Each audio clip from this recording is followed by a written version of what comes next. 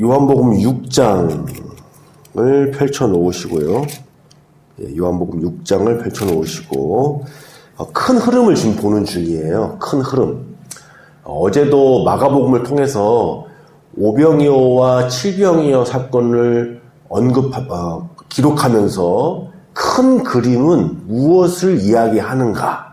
그러니까 예를 들면 오병이어를 베푸신 그 장면만 들여다봤을 때 우리가 묵상하면서 얻을 수 있는 교훈이 있다 하면 전체 맥락 안에서 마가복음이 어떤 방향성을 가지고 어떤 이야기를 하고 있는가. 그러니까 오병이어 사건을 기록하고 있고 그 다음에 제자들이 배를 타고 건너가다가 폭풍 가운데에 심히 두려워하고 놀라고 예수님께서 바다 위로 건너오셨는데 그걸 귀신인 줄 알고 깜짝 놀라고 뭐 이런 모습들 거기에 보면 이렇게 기록이 되어 있어요. 그들이 직전에 오병이어 사건을 경험했지만 그것에 대한 진정한 의미를 깨닫지 못하고 다시금 둔하여졌더라. 그러니까 이것이 마가복음이나 공강복음이 하고자 하는 이야기의 방향성이라는 거예요. 그러니까 오병이어를 체험한 사건 안에를 보면은 그 안에서 우리가 얻을 수 있는 어떤 교훈과 은혜가 있긴 하지만 오병이어 사건이라는 큰 사건, 그 다음에 칠병이어라는 큰 사건, 근데 거기다가 예수님께서 성경이 몇몇 이야기를 이렇게 배치를 한단 말이죠. 왜 이런 흐름을 두었을까? 내용은 그렇게 흘러가는 겁니다. 이렇게 놀라운 대규모 표적을 보여줬어도 사람들이 결국엔 둔하여지더라. 결국엔 예수님을 억지로 자기들이 원하는 임금으로 쫓더라. 먹고 마시고 배부른 까닭에만 예수님을 따르려고 하더라. 물론 예수님은 그들을 목자 없는 양같이 너무나 불쌍히 여기셔서 몸도 수술해 주시고 싶어 하셨고 배부르게 하고 싶었고 더 나아가서는 영적으로 그들에게 진정한 목자가 되어주고 싶었다. 내가 하늘의 생명과 만나라는 것을 가르쳐주고 싶으셨는데 안타깝게도 마가복음 보니까 도리어 바리새인들의 누룩과 헤롯의 누룩이 빠르게 퍼지고 있더라. 그 오병이어와 칠병의 사건을 베풀어 주셨는데도 불구하고 천국 누룩이 빠르게 번지는 게 아니라 오히려 바리새인들의 누룩과 헤롯의 누룩이 빠르게 번지고 있더라. 그래서 그 내용 중에 무슨 내용이 대비적으로 들어가 있냐면 바리새인들이 찾아와가지고 제자들이 손 씻지 않고 먹는 거에 대해서 비난한단 말이죠. 손 씻지 않는 거를 그것만 꼭 붙들고 그 얘기만 한단 말이죠. 사람들을 섬기느라고 쉴 겨를이 없어서 예수님도 휴가 가야 된다 할 정도였는데 그래서 손을 씻지 않고 밥을 먹는 거라고 볼 수 있는데 이 장로들은, 이 바리새인들은 그걸 가지고 트집을 부린단 말이죠. 그래서 예수님께서 그들을 향하여서 말씀해 주시는 거예요. 그들의 모습이 얼마나 모순적인지. 부모를 공양하지 않으면서 하나님께만 드리면 된다라고 겉으로는 사람들에게 칭송받을 일을 하면서 실제로는 마땅히 해야 될 일, 다른 사람에게 드러나지 않으면서 마땅히 해야 되고 번거로운 일을 하지 않는 모습을 꼬집으시니까 바리새인들은 갚버려요. 울그락불그락 해가지고. 그렇지만은 보란듯이 수르보니게의 여인, 이방 여인이고 귀신 들린 딸을 가지고 있는 정말 그런 이방 여인이 예수님 앞에 나와서 엎드리고 또 엎드리고 예수님이 매몰차게 말하는 것처럼 보여도 예수님을 향하여서 부스러기 은혜라도 저는 바랍니다 하는 놀라운 믿음을 보여주라는 거예요. 그래서 이 바리새인과 수르보니게 여인의 믿음이 오병이어와 칠병이어 사건에 쏙 들어가 있는 이유를 알아야 된다. 그래야 큰 그림 안에서 오병이어와 칠병이어 사건 통해서 하고자 하는 마가복음의 교훈을 우리가 알 수 있다는 거죠. 물론 오병이어만 보면 칠병이어 안에서만 보면 거기서 또 주시는 교훈이 있죠. 하지만 지금 우리가 통독을 또 생각을 하고 있으니까 그 차원에서 이제 본 거예요. 그리고 이제 마가복음의 어떤 소결론이라고 한다면 그게 뭐냐면 배를 타고 가시다가 누룩 이야기를 하시잖아요. 바리새인들과 헤롯의 누룩을 조심해라. 그랬더니 또 제자들이 도시락 챙기는 걸 까먹어가지고 서로 밥 얘기하다가 혼나는 장면. 아직도 깨닫지 못했느냐. 5병이었대, 7병이었대. 직접 너희들의 손으로 나눠주고 거둬들이고 그 은혜의 한 복판에서 친히 체험했음에도 불구하고 어찌하여서 아직도 깨닫지 못하느냐. 왜 바리새인들의 누룩과 헤롯의 누룩이 번지고 있느냐. 결국에는 결론적으로는 제자들이 누가 큰 자가 될 거냐, 누가 예수님 임금이 되면 오른쪽 왼쪽이 될 거냐, 그쪽으로 가버리잖아요. 자, 요한복음도 관점은 좀 다르지만 그래도 방향성은 비슷합니다. 요한복음 버전도, 자 이제 우리 요한복음 오시죠. 우리 요한복음을 오시면, 자 요한복음에서 오병이어가 하는 이야기의 어떤 결론, 핵심 내용은 예수님이 생명의 만나시다. 예수님이 진짜 하늘에서 내려온 떡이시다. 그 이야기가 핵심이잖아요. 예수님의 몸과 살과 피를 우리가 먹고 마셔야 된다. 그 이야기가 오병이어 표적의 핵심 내용인데, 전체적인 흐름은 어디로 종결되냐면, 그 먹고 마시고 배부른 까닭으로 예수님을 쫓던 사람들이 결국엔 예수님을 떠나게 되는, 그 무리들이 결국은 예수님을 떠나게 되는, 그래서 남은 자들만 예수님을 주로 고백하고 이제 본격적으로 예수님과 함께 십자가를 향하여 가는 사람들이 된다. 물론 그것도 끝에는 불안정하지만요. 그 내용을 담고 있어요. 자, 그래서 한번 우리가 띄엄띄엄 한번 읽어보도록 하겠습니다. 중요한 포인트만 한번 읽어보도록 하겠습니다.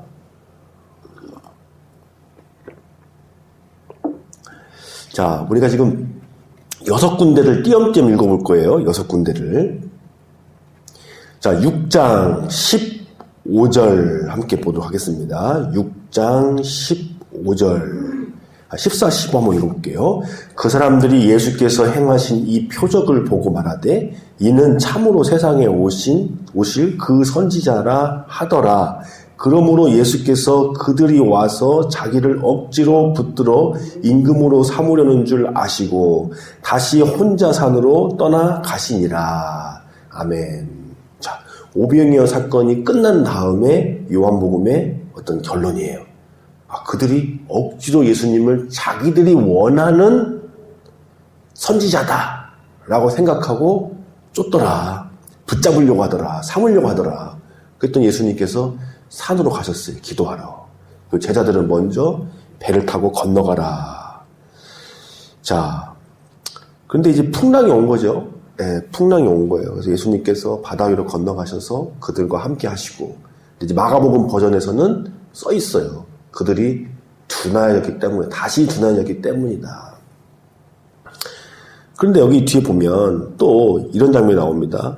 우리 25절과 28절, 25절에서 28절까지 읽어보죠. 자, 무리들이 예수님을 막 쫓아다닙니다. 마치 요즘 그 연예인들 사생팬들이라고 아시죠? 여기 가면은 이미 가 있고, 연예인들 이렇게 차 타고 쫓아다니고 하는 그런 광적인 사생팬처럼 예수님이 어디 계시는지 막 쫓아다니는 거예요. 배 타고 가보기도 하고, 여기 안 계시네, 또 어디 가 계시지? 예수님 딱 만났더니 예수님 언제 여기 와 계십니까? 하면서 막 예수님 쫓아다니는 그런 사람들이 예수님을 지금 만난 거예요. 우리 25절에서 28절입니다. 바다 건너편에서 만나 랍비여 언제 여기 오셨나이까 하니 예수께서 대답하여 이르시되 내가 진실로 너희에게 이르노니 너희가 나를 찾은 것은 표적을 본 까닭이 아니요 떡을 먹고 배부른 까닭이로다. 썩을 양식을 위하여 일하지 말고 영생하도록 있는 양식을 위하여 하라. 이 양식은 인자가 너희에게 주리니 인자는 아버지 하나님께서 인치신 자니라. 그들이 묻되 우리가 어떻게 하여야 하나님의 일을 하오리까? 예수께서 답하여 이르시되 하나님께서 보내신 이를 믿는 것이 하나님의 일이니라 하시니. 아멘. 자, 여기 보니까 이들이 바다 건너편까지 와가지고 예수님을 만난 거예요. 예. 그런데 예수님께서 그들에게 하신다는 말씀이 뭐라고 말씀하시느냐? 진실로 진실로 너희에게 이르노니 진짜로 진짜로 내게 너희에게 이르노니 너희가 나를 찾은 것은 표적을 본 까닭이 아니고, 여기서 말하는 표적은 표적의 진짜 의미를 깨달은 것 때문이 아니고 그 말이에요. 표적을 보긴 봤죠. 예. 오병이어 사건을 경험했으니까 분명히 그걸 받고 한복판에서 은혜를 입었죠. 그러나 표적 본 게 아니라는 거예요. 진짜 표적을 표적으로 본 게 아니라는 거죠. 떡을 먹고 배부른 까닭이다. 그러니까 예수님은 하늘의 표적을 보여주신 것인데 그것을 받는 쪽에서는 육신의 체험을 할 것뿐이라는 거예요. 자기의 식대로 해석을 했다는 겁니다.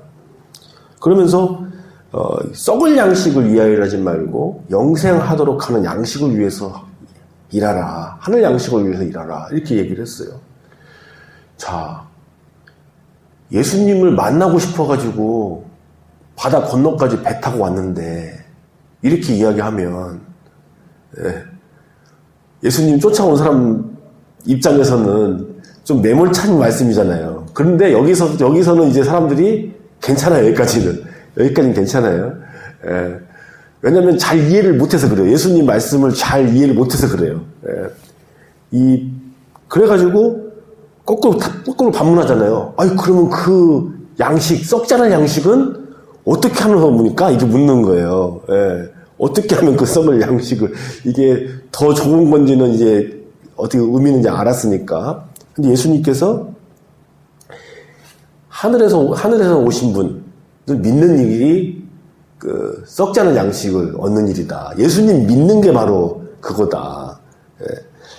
자, 그랬더니 그러면 어떤 표적을 또 보여주시겠습니까? 또 묻는 겁니다. 어떤 표적을 또 주시겠습니까? 그랬더니 예수님께서 또 다른 표적이 아니라 예수님이야말로 정말 모세가 주었던 만나처럼 하늘에 주신 떡이다. 이렇게 얘기를 하니까 34절 한번 읽어볼까요?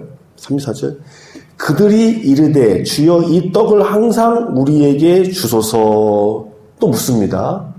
물었더니 35절 이하에 예수님께서 다시금 내가 바로 그 생명의 떡이다. 바로 나야 나. 이렇게 말씀하시는 거예요.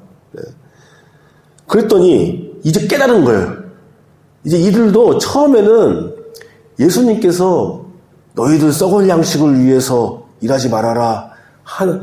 썩지 않은 양식을 위해서 일해야 된다. 나를 쫓는 것이 표적을 본 까닭이 아니고 먹고 배부른 까닭이다. 이렇게 얘기해도 그게 무슨 말씀인지 정확히 확 이해가 되지 않으니까 처음에는 괜찮았는데, 그리고 예수님 하신 말씀 속에서 이제 본인들이 들리는 것만 얘기하는 거예요. 그 떡 좀 주십시오. 계속해서 배부를 수 있는 그 떡 좀 주십시오. 이렇게 하다가 이제 깨달은 거예요. 예수님 무슨 말씀 하시는 건지 이제 이해가 가는 거예요. 그러니까 반응이 달라지는 거예요. 이제부터 41절부터 43절입니다. 자기가 하늘에서 내려온 떡이라 하심으로 유대인들이 예수에 대하여 수군거려 이르되 이는 요셉의 아들 예수가 아니냐. 그 부모를 우리가 아는데 자기가 지금 어찌하여 하늘에서 내려왔다 하느냐. 예수께서 대답하여 이르시되 너희는 서로 수군거리지 말라. 자, 여기까지 읽겠습니다. 자, 오늘은 큰 그림만 보는 거니까요. 요한복음이 오병이어 사건을 통해서 지금 요한복음의 특징은 예수님을 쫓는 그 무리들의 세세한 반응의 변화를 통해서 지금 뭔가 이야기를 하고 있다는 걸 알 수가 있잖아요. 처음에는 괜찮은 것처럼 보였는데 예수님 말씀하셔도 괜찮은 것처럼 보였는데 아니잖아요. 지금 점진적으로 지금 바뀌고 있지 않습니까? 자, 여기서 이제 41절 이하에 보니까 자꾸 예수님이 이제 보니까 자기 자신을 이야기하는 것 같아. 이제 캐치가 됐어요. 본인이 자꾸 무슨 떡이래. 우리는 지금 얼마 전에 먹었던 그 오병이어 지금 그 얘기를 자꾸 하고 있는 건데 이제 보니까 예수님이 엉뚱하게 자기 자신을 이야기하는 거라는 게 인식이 된 거예요. 이때부터 바뀌는 거죠. 이게 무슨 소리야. 저 사람은 목수 요셉의 아들인데 예수님을 육적으로 인간적으로 보기 시작하고 폄하하기 시작한 거예요. 폄하하기 시작하는 거예요. 본인이 무슨 하늘에서 내려왔다 하느냐 이렇게 이야기하는 겁니다. 예수님께서 너희들이 그렇게 서로 수군거리지 말라. 그러면서 다시금 또 예수님께서 생명의 떡이심에 대해서 말씀을 해주시는 거예요. 너희들이 정작 나를 먹고 마셔야 영생할 수 있다. 52절 한번 읽어보습니다. 그랬더니 또 어떻게 반응했느냐. 52절. 그러므로 유대인들이 서로 다투어 이르되 이 사람이 어찌 능히 자기 살을 우리에게 주어 먹게 하겠느냐. 자, 그랬더니 53절에서 이제 59절 여기를 한번 읽어봅시다. 예수님께서 하신 말씀. 예수께서 이르시되 내가 진실로 진실로 너희에게 이르노니 인자의 살을 먹지 아니하고 인자의 피를 마시지 아니하면 너희 속에 생명이 없느니라. 내 살을 먹고 내 피를 마시는 자는 영생을 가졌고 마지막 날에 내가 그를 다시 살리리니 내 살은 참된 양식이요 내 피는 참된 음료로다. 내 살을 먹고 내 피를 마시는 자는 내 안에 거하고 나도 그의 안에 거하나니 살아계신 아버지께서 나를 보내심에 내가 아버지로 말미암아 사는 것 같이 나를 먹는 그 사람도 나로 말미암아 살리라. 이것은 하늘에서 내려온 떡이니 조상들이 먹고도 죽은 그것과 같지 아니하여 이 떡을 먹는 자는 영원히 살리라. 이 말씀은 예수께서 가버나움 회당에서 가르치실 때 하셨느니라. 아멘. 자, 예수님께서 지금 보면 예수님께도 지금 문제가 상당히 심각합니다. 왜냐하면 예수님도 자꾸 본인만 말하시잖아요. 예수님께서도 지금 본인 말씀만 쭉 일관되게 하고 계시잖아요. 지금 이 무리들의 반응이 변해지고 있는데 그 변하여지고 있는 것에 대해서 대처하시는 게 아니라 너희들 그렇게 생각할 게 아니라 잘 봐라. 지금 그거는 상당히 지금 심각하게 오해를 하고 있는 거다. 내가 표현한 그거는 사실 이런 걸 이야기하는 거야 라고 이야기하지 않고 예수님께서는 계속해서 일관되게 이야기하십니다. 근데 이것이 예수님의 방법이기도 해요. 네. 왜냐하면 십자가에 달리실 때 보면 빌라도 앞에서 재판을 받을 때 예수님께서 십자가에 달리실 이야기만 하시잖아요. 일관되게. 네, 일관되게. 네. 그리고 그거에 필요치 않은 이야기는 또 침묵하시고 그런 식으로 예수님께서 십자가에 달리신단 말이에요. 네. 지금도 마찬가지입니다. 예수님께서 어떤 의도를 가지시고 일관되게 자신이 생명의 떡이다. 내 피가 참된 음료다. 오히려 오해 살 만한 이야기를 더 쭉 해버리십니다. 지금 이들이 지금 당혹스러운 게 어떻게 본인 살을 먹으라고 그러지? 이러고 있는데 예수님은 거기다가 오히려 더 너희들이 정말 내 살을 먹어야 되고 내 피를 마셔야 된다. 그게 정말 너희들 살리는 양식이고 참된 음료다. 이렇게 이야기를 해버리시니까 사람들이 어떻게 보면은 더 이제 심각해져가지고 떠나게 되는 단초를 제공한 것처럼 보여요. 그러나 예수님께서 가르치실 때 비유로 가르치시는 이유가 있죠. 정말로 마음을 열고 믿고 깨닫는 자가 있는가 하면 아무리 쉬운 비유로 말씀해 줘도 그것을 받아들이지 않고 깨닫지 못하는, 눈이 어두워지는. 그래서 비유가 어려워서가 아니라 정말 예수님을 바라보느냐, 마음을 열고 영접하느냐, 순종하냐에 따라서 쉬운 비유가 진리로 받아들이는 것 반면 아무리 쉬워도 깨닫지 못하는. 그래서 구분이 되는. 이게 비유의 역할이잖아요. 비유가 막 수수께끼같이 어려워가지고 모르는 비유가 아니라 어린아이도 알 수 있게끔 예수님이 알려주시지만 그것을 듣고 깨닫는 자가 있는가 하면 그렇지 않은 자가 있더라. 왜 그러는가? 이런 문제가 있잖아요. 그러면 똑같아요. 여기도 이렇게 예수님께서 일관되게 말씀해 주시니까 이제 갈리는 거예요. 어떻게 갈리느냐? 60절 마지막입니다. 60절 이하에서부터 68절입니다. 함께 읽습니다. 제자 중 여럿이 듣고 말하되 이 말씀은 어렵도다. 누가 들을 수 있느냐 한데 예수께서 스스로 제자들이 이 말씀에 대하여 수군거리는 줄 아시고 이르시되 이 말이 너희에게 걸림이 되느냐. 그러면 너희는 인자가 이전에 있던 곳으로 올라가는 것을 본다면 어떻게 하겠느냐. 살리는 것은 영이니 육은 무익하니라. 내가 너희에게 이른 말은 영이요 생명이라. 그러나 너희 중에 믿지 아니하는 자들이 있느니라 하시니, 이는 예수께서 믿지 아니하는 자들이 누구며 자기를 팔 자가 누구인지 처음부터 아심이니라. 또 이르시되 그러므로 전에 너희에게 말하기를 내 아버지께서 오게 하여 주지 아니하시면 누구든지 내게 올 수 없다 하였노라 하시니라. 그때부터 그의 제자 중에서 많은 사람이 떠나가고 다시 그와 함께 다니지 아니하더라. 예수께서 12 제자에게 이르시되 너희도 가느느냐? 시몬 베드로가 대답하되 주여 영생이 주께 있사오니 우리가 누구에게로 가리이까? 아멘. 자, 이런 결론에 이르릅니다. 요한복음은 그 오병이어 사건의 흐름, 오병이어 사건으로 시작을 해서 이런 흐름의 결말, 결국 그 먹고 배부르고 예수님을 임금 삼으려고 했던 사람들, 배 타고까지 쫓아온 사람들, 그래서 예수님과 이런 대화들을 주고받는 거예요. 지금 크게는 한 4번 이상의 대화를 주고받잖아요. 그래서 예수님께서 그들에게 예수님이 모세의 때에 광야에서 하나님께 주셨던 그 만나와 같은 분이시라는 거에 대해서 알려주시고, 내 살을 먹어야 된다, 내 피를 마셔야 된다, 이렇게 연거푸 계속해서 말씀하시잖아요. 근데 그 결론이 뭐냐면 결국엔 다 떠나더라는 거예요. 우리가 삼으려고 했던 그런 임금이 아니네 이러면서 다 떠나더라는 거죠.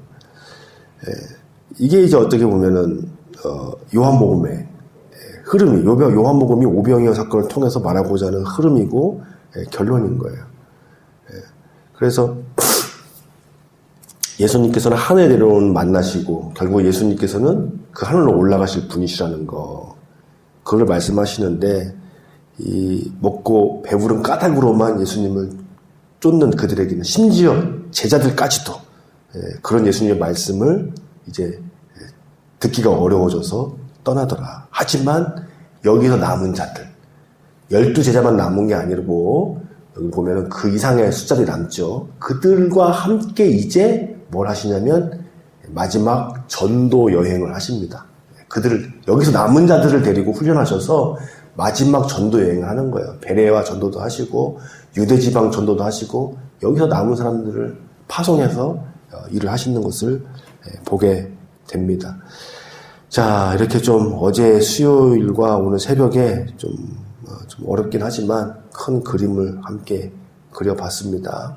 네, 그렇게 하고 이제 개별적인 조그만 산 안에서는 또 우리가 기존에 묵상하던 대로 그런 의미들을 또 우리가 얻을 수 있고 또 깨달을 수도 있고 기도할 수 있겠습니다. 또 내일 새벽 통해서 또 마무리하죠. 기도하시겠습니다. 생명의 떡과 하늘의 만나로 우리에게 오신 주님 찬양합니다. 우리가 예수님을 먹고 마실 수 있는, 주님과 진정으로 함께 동행할 수 있는 영생의 관계를 누리게 하시니 감사합니다. 우리가 온전히 주님을 쫓을 수 있게 하여 주옵소서.